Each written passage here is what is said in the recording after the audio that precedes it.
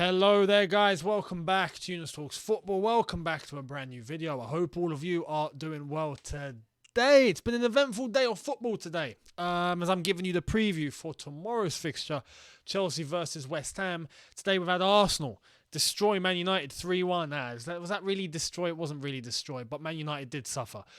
So they're probably out of the top four race now. Arsenal well in it. It's going to be one of the two North London clubs that I think are going to be making top four. However, what I do want to say is Chelsea need to be careful now. Chelsea need to be careful.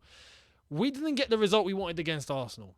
It was a result that I look at and I still can't understand how in the hell that happened. It doesn't make any sense to me. Self-inflicted, horrible defending, ridiculous mistakes, unforced errors, give them the goals, see you later, and we lose 4-2 at home. Going forward, now West Ham tomorrow is going to be key because touch wood, right? Touch all the wood that you can. I mean, that's wood, so I should be, plastering myself on it. But if Chelsea lose tomorrow, right? At that point, I would say we're dragged into the top four race. We are dragged into it. Realistically, we shouldn't be. We should have third nailed on. But we have 2 games in hand over Arsenal now because they've played this weekend. We haven't. We're 2 points ahead of them. Imagine if we weren't to get a result against West Ham. We'd be 1 game left in hand and still 2 points ahead of Arsenal. So that's a sticky situation. Tottenham, right now, we're 4 points ahead with 2 games in hand. So we have a breathing space at the moment, but we cannot afford to drop any more points. We just can't. So this against West Ham tomorrow is a big game. And that's why, for me, it's a must-win. It's a must-win without question. So hopefully we get that job done. Now, as I've said, it's not going to be easy. They are a very good team, West Ham. They're competing very, very well this season. They're 7th in the Premier League. They're not far off in terms of that whole top 4 race. They won't be in that top 4 race, I don't think, because I think the gap is just a bit too big with the amount of games left. But they're in the Europa League semi-final. They're probably looked at as the favourites for the Europa League now. I mean, you look at Frankfurt and they beat Barcelona in the way that they did. So you'd probably think, okay, they're probably going to win it. But when you look at them, you look at the other game, Rangers or Leipzig, is it? West Ham, being the Premier League team in that, are considered, okay, they're probably going to do it. So it's a route for them to get into the Champions League. They are doing very well under David Moyes this season. We can't sleep in the same way we did against Arsenal. We just can't. We just can't. And I mean that defensively. Because we were a shambles against Arsenal defensively. And going into this game now, we know that some of the personnel that we normally turn to are not going to be available, and that is including Antonio Rudiger. Now, we have news about Antonio Rudiger, and I'm going to mention it in this preview. I'm not going to make a separate video on it. I will be doing a separate video when it's all official and it's all announced by the clubs involved, because, yes, unfortunately, it's true. Antonio Rudiger is leaving Chelsea Football Club at the end of this season. Here's the news from Matt Law. Antonio Rudiger set to leave Chelsea after turning down club's last offer of more than 200k a week made before sanctions. Signing on and agent fees also too high for the club. There's things in that article, and also the Athletic mentioned it too, saying that he was offered to around 230,000 a week, but on top of that, there's agent fees, the signing on bonus, all of that, which the club deemed a little too high. On top of that, apparently Antonio Rudiger wanted to find out who the new owners are going to be and what direction the club's going to go in before he can commit. He won't know that. It's dragging on too late.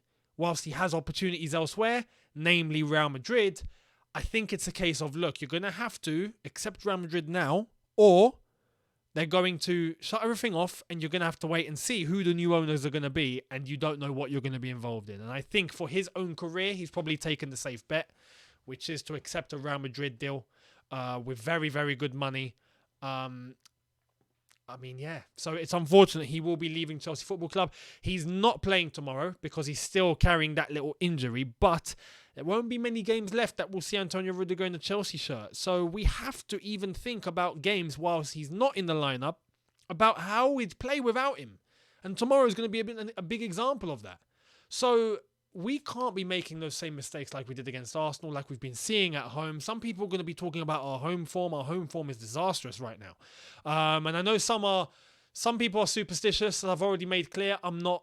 I don't really think, it's a case of, let's play in this colour kit. Let's play at this ground. No, look, the quality should be there. We should be able to have control of our destiny. We should be able to have the quality to be able to get past a West Ham, for example, or at least put in a good performance or a solid performance defensively, regardless if we're wearing yellow, blue, red, white, or pink. Okay? So, without Rudiger there tomorrow, I'd expect a couple of changes, but I hope that we do have a much better defensive display. I really do. So, talking about that, and the names that are not going to be available, the starting 11, we know that Rudiger's going to be out. Kovacic, unfortunately, is still out as well. Hudson-Odoi is still out. Chilwell is still out. Everyone else seems like they're fit and they're ready to go. So, that brings on the question. Who do we go with in terms of the starting 11?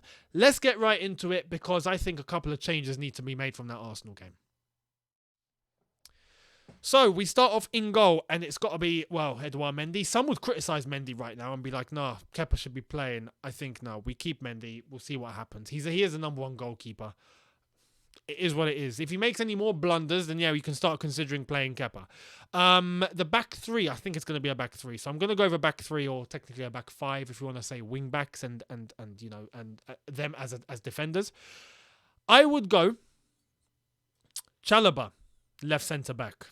Silva next to him in centre-back, and Aspie at right centre-back. Because as far as I'm concerned, Malang Sarr and Christensen, after what we saw, should not be in this lineup. Hell no. Christensen, we've been seeing dodgy performances. The one against Arsenal was, the icing on the cake, right? Malang Sarr and just his display overall was just too bad for him to be considered to play the next game. That's it. Chalobah is fit and he's available. Can he play left centre-back? He has in the past. Not often, but he has.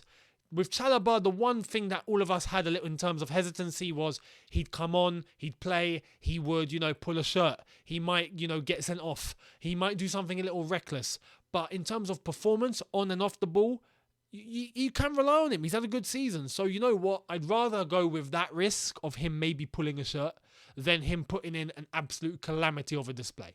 So I would go Chalobah. I'd go Silva for stability. Bring him back into this team. We need someone senior and someone who's able to command that defense properly as it needs to be commanded. With Rudiger out, I think Silva needs to play. And Aspie at right centre-back, because we don't have anyone else that can play that role who's available and fit.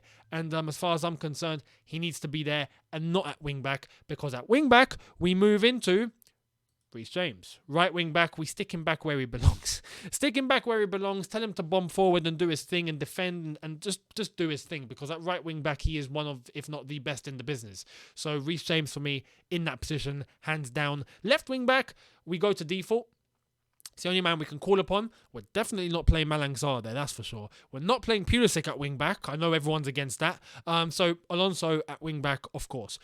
The midfield pairing is also another sticky situation. Who do we go with? I think for me, this is a lot more straightforward than a lot of people anticipate. I would go Jorginho and N'Golo Kante. Jorginho to offer at least someone who's able to dictate the tempo that we move and we pass the ball with. Okay? Someone who's going to be sitting deeper. The problem with having Kante and Loftus-Cheek, which has been exposed in the last couple of games, despite the cup semi-final where it worked for us because of the fact that Palace was sitting back so far back, and we were able to just move a little forward. When you're playing like an Arsenal, who were trying to anticipate the counter-attack, who were using the space exploited in midfield, you allow them to do that by having two central midfielders that are moving forward and not someone who's sitting back. Kante, as we've come to learn over a long period of time, is not a defensive midfielder and cannot just sit back on his ones. Okay? Loftus-Cheek is not a defensive midfielder. He can't sit back, period. He can't. You saw the goal against Arsenal with Smith Rowe in that second goal. A couple of other instances where you just see Loftus-Cheek defensively caught napping, sleeping, right? Offensively, I think he can offer a lot. Defensively, sometimes his positioning, sometimes he's unaware of what's happening next to him. Jorginho, Kante, I feel like can just bring a balance, right? Kante's been off form. I hope having Jorginho, who's sitting, might provide him that little bit of freedom and that little bit of protection. And as well as that, Kante helps Jorginho. If Kante's on his day, which he has not been as of late, if he's on his day and he's anticipating movement and he's intercepting as he should and he's defending from the front, hopefully that protects Jorginho too. So, yeah, in terms of having control of the game, moving the ball at the speed that we require, we kind of need Jorginho there. And to help Kante out, I think we kind of need Jorginho there too. I hope Jorginho doesn't do any mistake though, because that's the one thing with Jorginho, which right now I think you get with a Ruben and you get with a Kante, is them making an unforced error, passing to the opposition, losing the ball. Jorginho has been susceptible to that. I just hope he doesn't do that tomorrow. I'm just hoping. On that, I'm just hoping. We know we don't get that with Kovacic. He's not there though, so we kind of have to use what we have. So for me, Jorginho, Kante in midfield. I would put Mason Mount just in front because I think in that role he's been playing quite well. And up front, look, this is pretty easy for me. For the rest of the season, we go with this. Am I right or am I wrong? Let me know. I think, look, Lukaku's time at Chelsea for me is done. It's done. I wish him the best, honestly, in terms of going elsewhere and smashing it. If he were to go back to Italy, for example, which is where I think he wants to be, good luck to him. But in this team right now, you can't put anyone ahead of Havertz and Timo Werner, especially. Havertz has been very consistent and he's been very good anytime we've called upon him. Werner, as of the last 4 games or so, has been brilliant. Even in the loss against Arsenal, he was good. Play him, keep it going, keep those two going, and have Mason in behind them, and just allow that trio. Probably up until the end of the season, we go with these 3. Simple as that, and that's a no-brainer for me. Let me know if you agree or disagree down in the comments below. But that would be my starting 11. In terms of a score prediction, this is difficult because I like to be real with you guys and I like to be honest, but I don't want to be too honest. Because, I'll be too honest with you. Yeah, I will be real. I don't like to come on here and say we're going to lose. That's not me. I don't want to predict a Chelsea loss.